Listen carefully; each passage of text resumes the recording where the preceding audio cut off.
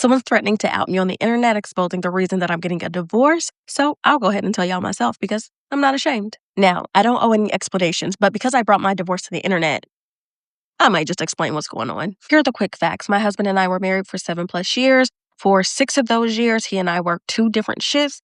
It was an interracial marriage. I lived in a place where not very many people looked like me. There weren't a lot of shared politics, and my family was 8+ hours away. Also, to add to this recipe for disaster, I was living in an RV for 4+ years with this man. And around year 4, it started really, the wear and tear was there. So, like, if you wanted to take a shower, you had to walk to a shower house. Hot water was sketchy. Propane was sketchy. If you wanted to cook, you had to do like an induction stovetop. At some point, it started to get to me. And I couldn't pull the trigger on a job that no longer served me. When I went remote, my husband and I talked, and we both thought it would be a great idea for me to go work remotely from where my family was, just so I could see them and reconnect. And he said things like, I'm excited for you. I was excited. He was excited. He was like, if I could, I would. And I felt very supported. I felt extremely supported. So I went. We don't have pets or kids or any extra responsibilities like that. So we didn't discuss a timeline on when I would return. Here's the shocking part that you're waiting on. I worked for my family's home for a total of 3 months. 3 months. Now, in this time, I did talk to my husband every day. He did come to visit us frequently. I did go home frequently. In that 90 days, something snapped for him, and I want to tread lightly because he has requested that I do not talk about him on my social media, but I want to be able to speak to my experience. So I'll say this. When I left, I felt very supported, and we had this agreement that I would go work with my family, be with them, connect, heal, do whatever I needed to do to kind of get that switch back in my walk. Yeah, before we get further into the video, man, shout out to the married people. Shout out to the people that at least try, From what I've observed so far in the video, man, she sounds like a writer. She sounds very agreeable. Sounds like a team player. I'm not sure what happened that led to the dissolving of her marriage, but we're going to find out together. But again, if you are considering getting married, it is a beautiful thing. It is a beautiful thing with the right person, but also going with the understanding that not everything's going to be perfect, and there will be seasons where you will be tested and you will have to fight for your marriage. You will have to fight for your marriage. And I don't care who you are going to have to fight for your marriage because every good thing in life you have to work for. But let's hear more of her story. And it went to me being accused of abandonment of marriage and leaving my marriage, specifically him, and that was the intention and the goal the entire time. How do we get there? I mean, especially if y'all had an understanding, that you were going to stay with your family, you were going to work, you were going to get restored. And I get it, man. If you're a person that's married and you're away from your family, you can feel that a sense of identity is being lost because you're not around the people that you're familiar with. I totally get it. I totally understand the perspective. But we have to be careful that in marriage, people are still individuals. And with that, people still have their own understanding and perspective on how they perceive situations. And if communication has not been established, or if you do not have effective communication, because I've experienced this myself, it's going to be a tough road. It's going to be a tough road. From my experience, healing comes from vulnerability. Healing comes from vulnerability. Understanding comes from conversation. And marriage is simply trial and error. Things you thought you knew were wrong. Things change. People shift. People evolve. So you have to be willing to grow. You have to be observant of your partner. You have to recognize the things that they're not saying. This is a real thing.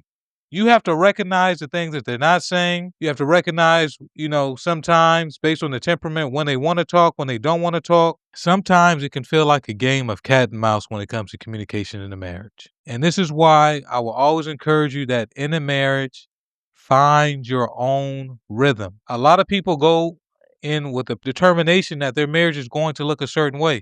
If you go into it like that, you're already going to fail because no one person is the same. Can people be similar? Yes, but no one person is the same. And I'm even learning in my marriage now that I have to allow my wife to evolve. Why? Because I was married previously for almost 14 years to my high school sweetheart. Unfortunately, she passed away due to illness. She had a very long battle with lupus, but that's a story for a different day. Howsoever, I still have to treat my wife now as an individual. I have to allow her to blossom, and I have to be willing to build our marriage as if this is something new. And even though I have experience in marriage, this is still a new situation because she's a completely different person. We have to be open-minded. It's not an easy thing to do. Just being honest with you, as someone that's on their second marriage, it is not an easy thing to do. And there has to be a channel for communication and understanding and working out misinterpretation of information, translation of text. I'm telling you, in marriage, it is very easily for something that you said a certain way and you had the interpretation and intention of how you want to deliver that message to be transformed and misinterpreted and perceived a totally different way by the person on the other side. It's something that I'm working through even now in my own marriage. And it's something that's going to constantly evolve with more understanding and conversation the further we go down the line in our marriage. But let's hear what else she has to say. In marriage counseling, which is something that we did the entire time that we were married, a therapist told us that only one person's hurt can be seen at a time. So when he was telling me that he wanted me to come home, and it wasn't coming out like, hey, I miss you, I want you to come home, I miss connection. It was coming out like, husband and wife are supposed to live together. You need to come home because it's the right thing to do. What'd I say? What did I just say? Even though you're in a marriage, you're still individuals and you have the right to perceive information the way your brain registers information. But the open communication will bring understanding if you have healthy communication in your marriage.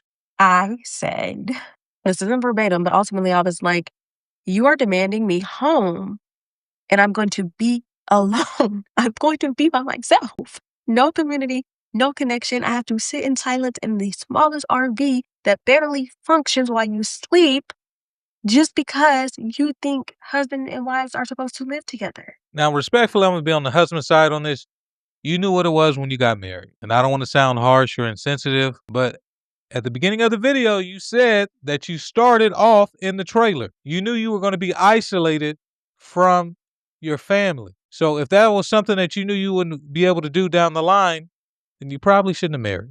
Respectfully. I'm not sitting here on this good old internet saying that I've made all the right decisions. I'm not sitting here saying that I've overlooked things myself in the relationships that I've been a part of. But what I am saying is that you can't turn around and blame someone, especially when the information was concrete from the beginning. You knew the trailer was small. You knew you were staying in a small town. You knew you would be isolated from your family. In regards to this portion of the conversation, you cannot blame him for that because that was clear cut from the beginning. And that wasn't a proper response either. I would never do that again. Don't do that. Just everybody. Ultimately, I started packing for home when he started to use the phrase abandonment because we are believers. And there are a few reasons that you can get divorced in the Bible. Abandonment is one of those. So I knew where it was heading. While I was packing to return, my mom ended up having a massive stroke. I just happened to be local at the time. I would turn home. I was the one who found her. So then I stepped into this caregiver role. And I was trying to be a caregiver in one state, go back and forth and be a wife in another. And on one of the trips to our state where we live, I was like, I got to go back to Tennessee where my mom is to answer these questions, do this paperwork. And he asked me, when are you coming back? And I said, well, I don't know. And that's not because I plan on staying there. It's because if you know anything about a caregiver, you are on the system's time. Yo, I feel for you, sister, man. I used to be a caregiver, and it's a very thankless job. Most people do not want to be put in a position to have to take care of a relative, let alone their parent, especially when you're still trying to live your life and figure out things for yourself. And it's a very lonely road to walk. It's a very, very lonely road to walk.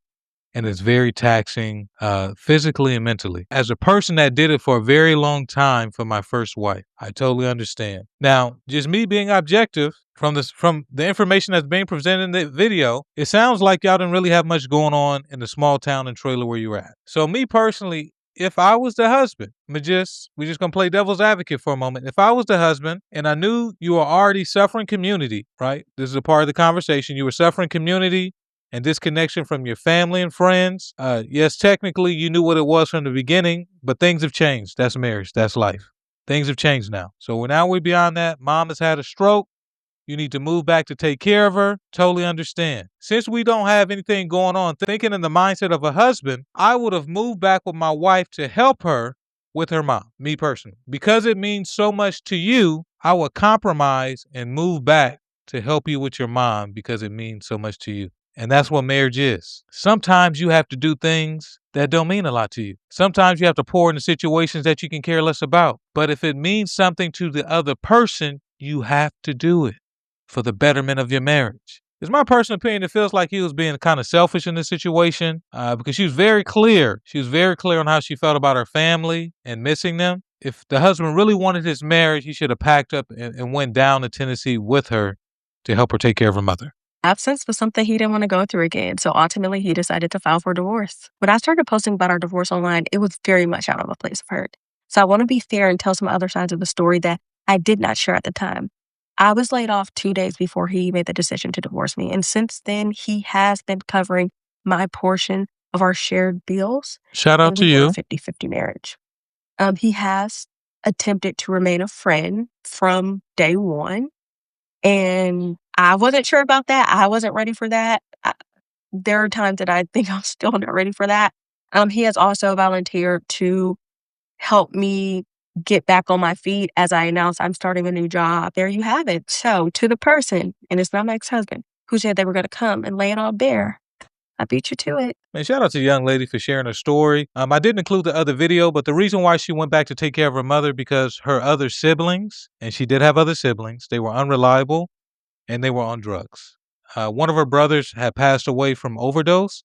And so she was basically the only responsible sibling to take care of her mother. So that's why she was so adamant about going back to Tennessee to tend to her mother. Listen, understand if you want to get married in 2026, that marriage is an evolving puzzle. It's not a one size fits all theory. You should not take your illusion of marriage from movies or TikTok or Facebook or any form of social media. You have to go in open-minded and understand that you are two individuals bringing your own thoughts and lived experiences together to create a new life under God. And it's always going to be changing. There's going to be fighting. There's going to be argument. There's going to be silent treatment, but there will be good times. There will be vacations. There will be children. There will be vacation photos and all these beautiful things that come along with sharing your life with someone. You will make it as long as you are willing to evolve and compromise where God leads you and communicate effectively. I'm telling you, things change day to day in the marriage, and you just have to be a person that can roll with the punches without losing yourself, without losing your purpose, and without losing your way. If you made it to the end of this video, thank you so much for watching. Like, comment, subscribe. Turn on your notifications so you do not miss a video from yours truly, me. But if you made it to the end of this video, thank you so much for watching. And as I always say, I love you and appreciate you. Thank you so much for watching to the end. I'm out. And salute to marriage in 2026 because that's what God wants for you.